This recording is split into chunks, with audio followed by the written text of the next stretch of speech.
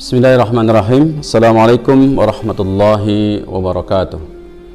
Alhamdulillah wassalatu wassalamu ala rasulillah wa ala alihi wa ashabihi wa man tabi'ahum ila yaumil qiyamah. Asyhadu an la ilaha illallah wahdahu la syarikalah, asyhadu anna Muhammadan abduhu wa rasuluhu la nabiyya ba'dah. Qala Allah Ta'ala fil Qur'anil Karim, ya ayyuhalladzina amanu taqullaha haqqa tuqatih wa la tamutunna illa wa antum muslimun.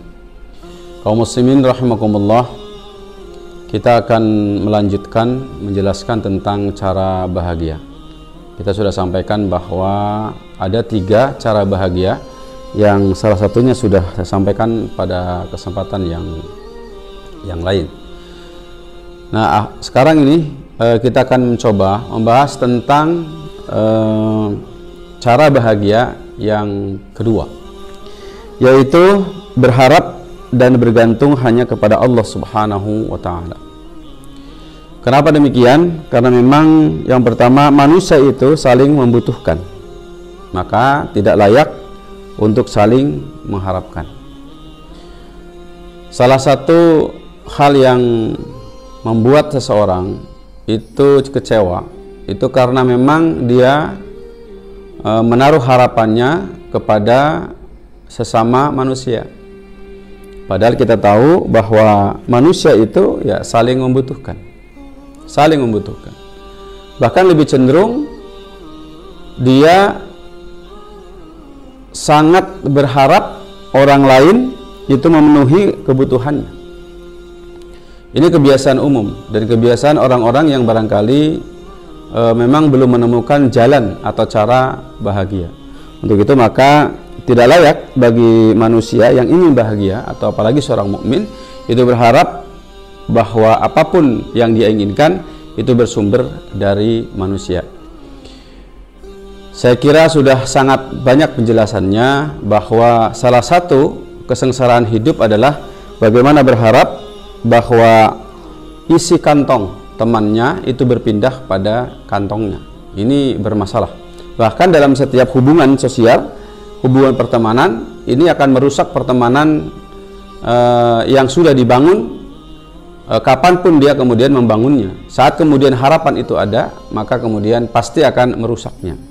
Untuk itu maka pertemanan pun akan mengakibatkan kebahagiaan kalau justru yang ada adalah bagaimana dia tidak memiliki kebutuhan apapun terhadap temannya, seperti itu. Dan kebutuhannya tentu totalitas hanya kepada Allah Subhanahu wa Ta'ala. Kemudian yang kedua, manusia tidak tahu hakikat yang dibutuhkan manusia yang lain. Maka karena manusia tidak tahu apa kebutuhan temannya, atau kita tidak tahu kebutuhan orang lain tidak tahu kebutuhan kita, maka bisa jadi pada saat kita berharap sesuatu kepada orang lain, justru harapan kita kandas karena memberikan sesuatu yang barangkali tidak kita butuhkan. Makanya alangkah kemudian baiknya maka kita meminta, kita berharap atau bergantung hanya kepada yang memang sangat tahu apa kebutuhan kita. Kemudian yang ketiga, manusia hakikatnya miskin. Maka karena kemiskinannya tidak patut kemudian kita berharap kepada manusia. Manusia itu miskin cinta. Karena kemiskinannya, maka dia tidak mungkin akan memberikan cinta yang luar biasa kepada kita. Untuk itu maka sebaik-baik kita adalah menggantungkan cinta kepada Allah Subhanahu wa Ta'ala. Contoh barangkali ada seorang manusia ingin mendapatkan cinta dari pasangannya. Maka ingat, jika cinta itu diharapkan dari pasangannya, harapan itu ada, maka saya pasti akan kecewa. Kenapa demikian? Karena apa? Tidak ada seorang manusia pun yang sanggup memberikan cintanya kepada orang lain.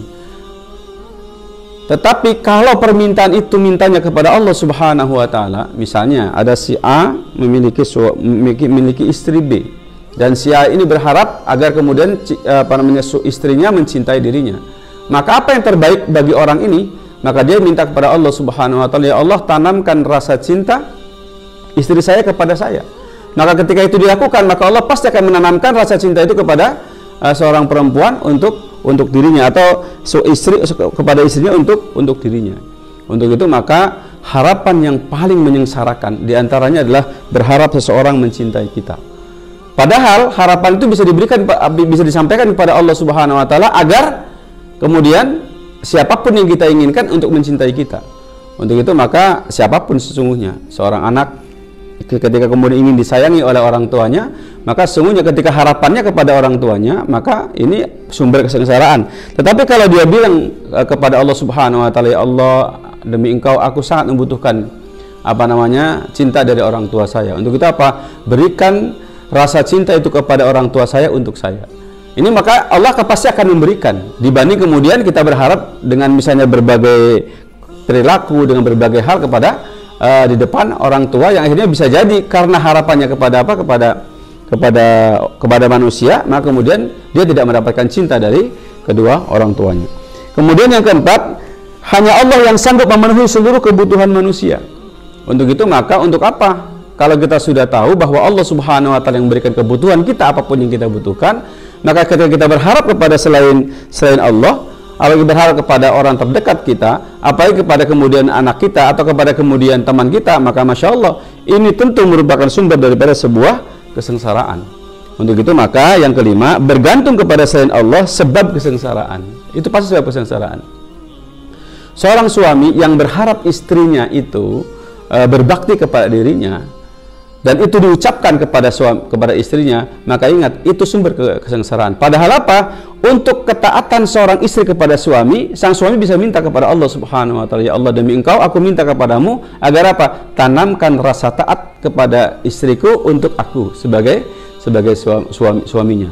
Itu bisa dilakukan oleh kita kepada Allah Subhanahu wa taala, dan Allah Maha tahu isi hati siapapun, dan Allah Maha berkuasa untuk apa? Membolak-balikan hati setiap manusia. Sehingga apa? Hanya Allah yang bisa menanamkan cinta, hanya Allah bisa yang kemudian yang menghapuskan yang namanya kemudian kedengkian, kebencian.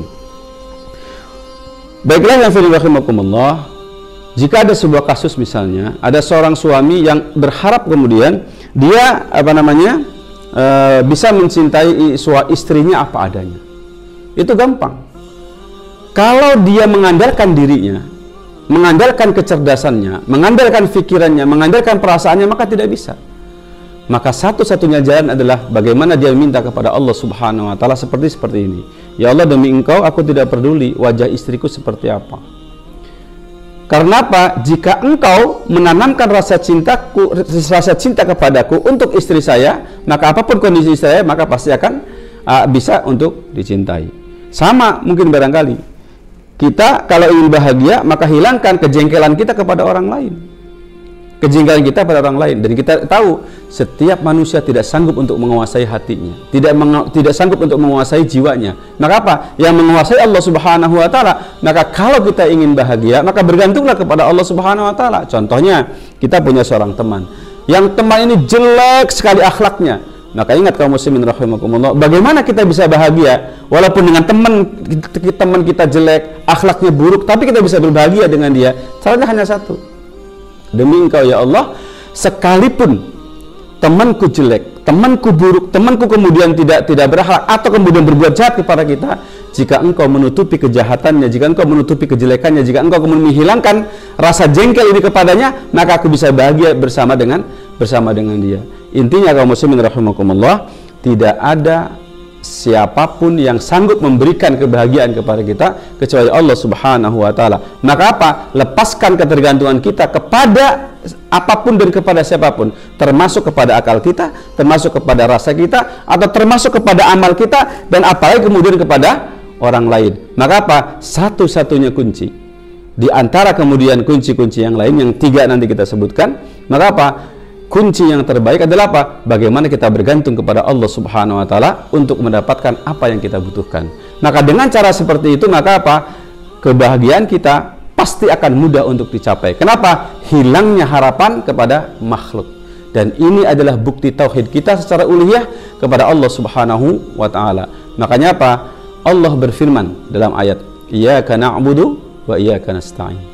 Jika betul kamu beribadah hanya kepada Allah Subhanahu wa taala, maka ingat, hanya boleh kepada Allah kita minta tolong.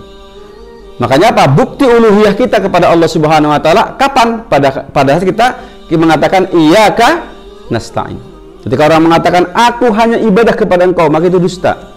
Sebelum dia hanya meminta kepada Allah Subhanahu wa taala. Maknanya apa? Sebelum dia hanya berharap kepada Allah, sebelum dia hanya bergantung kepada Allah Subhanahu wa taala. Maka selamat bagi Anda yang sudah melepaskan harapan kepada makhluk dan kemudian bergantung hanya kepada Allah Subhanahu wa taala, dan Anda pasti akan bahagia. Semoga bermanfaat. Terima kasih. Alhamdulillah. Assalamualaikum warahmatullahi wabarakatuh.